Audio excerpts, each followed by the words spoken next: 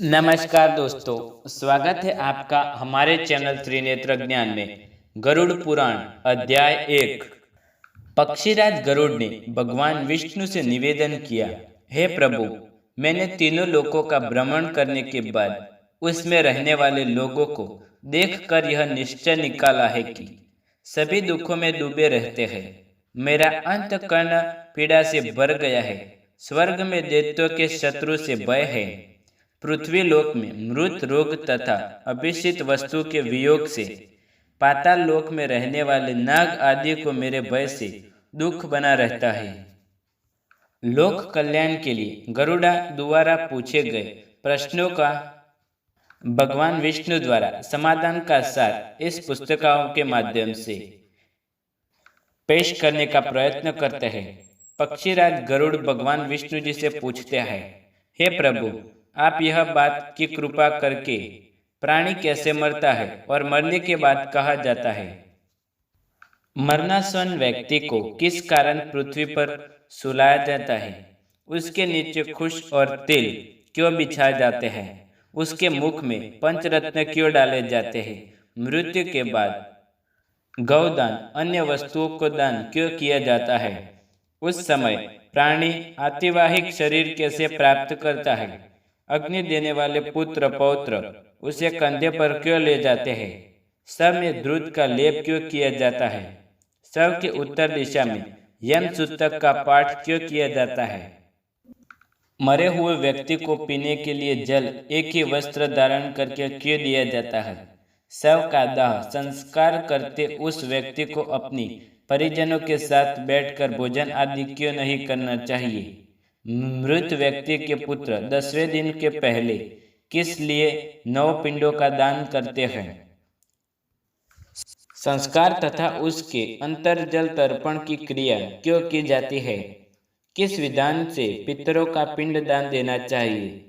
उस पिंड को स्वीकार करने के लिए उनका आह्वान कैसे किया जाता है? संस्कार के बाद अस्थि संचय और गठ फोड़ने का विधान क्यों है? 10वें दिन शुद्धि के लिए सभी परिजनों के साथ खाना तथा पिंडदान क्यों करना चाहिए? एकादश को पिंडदान करने का क्या प्रयोजन है? 13वें दिन पतदान आदि क्यों दिया जाता है? वर्ष पर्यंत 16 श्राद्ध क्यों किए जाते हैं? हे प्रभु, मनुष्य का शरीर अनित्य है और समय आने पर ही मरता है, किंतु मैं उस छिद्र को नहीं देखना सकता जिससे जीव निकल जाता है। प्राणी के अपने जीवन का काल में किए गए पाप पुण्य दान आदि शरीर के नष्ट हो जाने पर उसके साथ कैसे चले जाते हैं? मरे हुए प्राणी के लिए स्पिंद कर्ण क्यों होता है? जो मनुष्य पापी दुराचारी अथवा हतबुद्धि है, मरण के बाद वे किस स्थिति को प्राप्त होते हैं?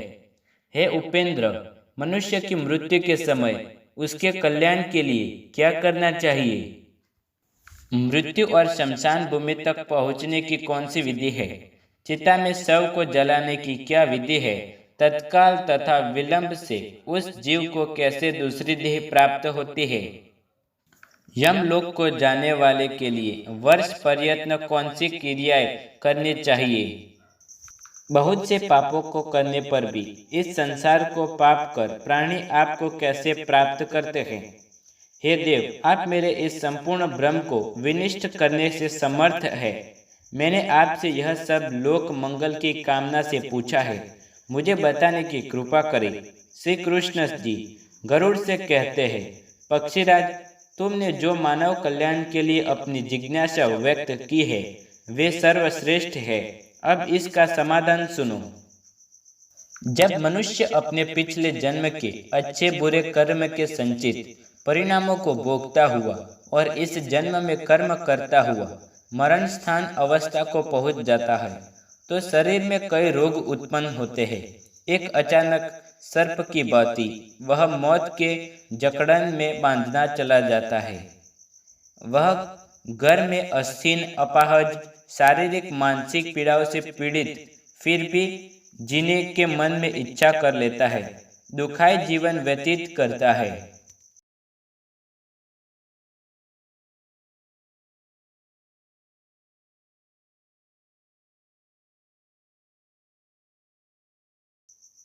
जब मरणासल व्यक्ति की इंद्रियों का समूह व्याकुल हो जाता है, चेतन शरीर जड़ीभूत हो जाता है, तब अंतिम क्षणों में एक अलौकिक चेतना आते हैं जिससे सभी लोग एक जैसे दिखते हैं।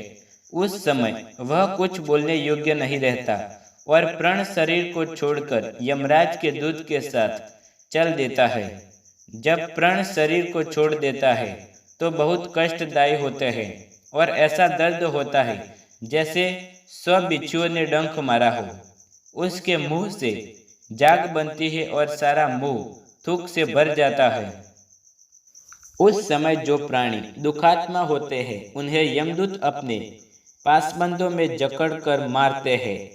जो अच्छे कर्मी होते हैं उन्हें स्वर्ग के पश्चात सुखपूर्वक अपने लोक को ले जाते हैं।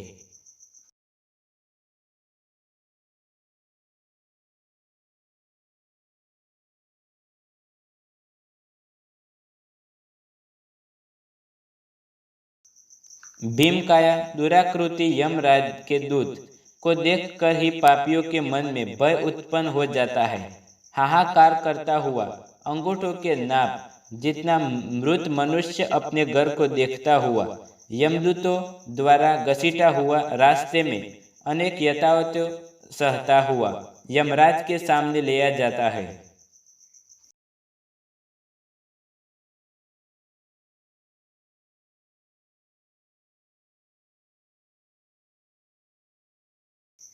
जीव अति भयानक यमराज की काया को देखता है और फिर उसके आदेश पर तुरंत वापस अपने मृत स्थान पर यमदूतों के साथ आ जाता है। वह वापस अपने शरीर में जाने की कोशिश करता है पर यमदूत उसके गले में फंदा डाल रहते हैं। उसे भूख और प्यास बहुत सताती है और बहुत रोता है। अपने पुत्रों द्वारा अर्पित की हुई चावल की खिलों को वह खाता है, फिर भी वह भूख नहीं मिटती।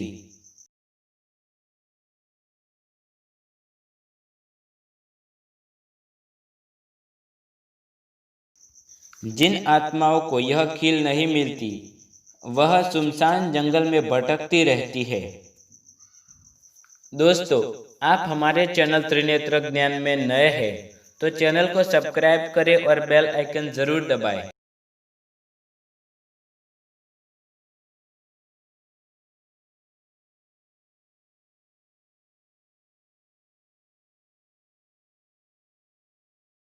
गरुड़ पुराण के सारे अध्याय देखने के लिए यह वीडियो आपको पसंद आए तो वीडियो को लाइक शेयर कमेंट करें।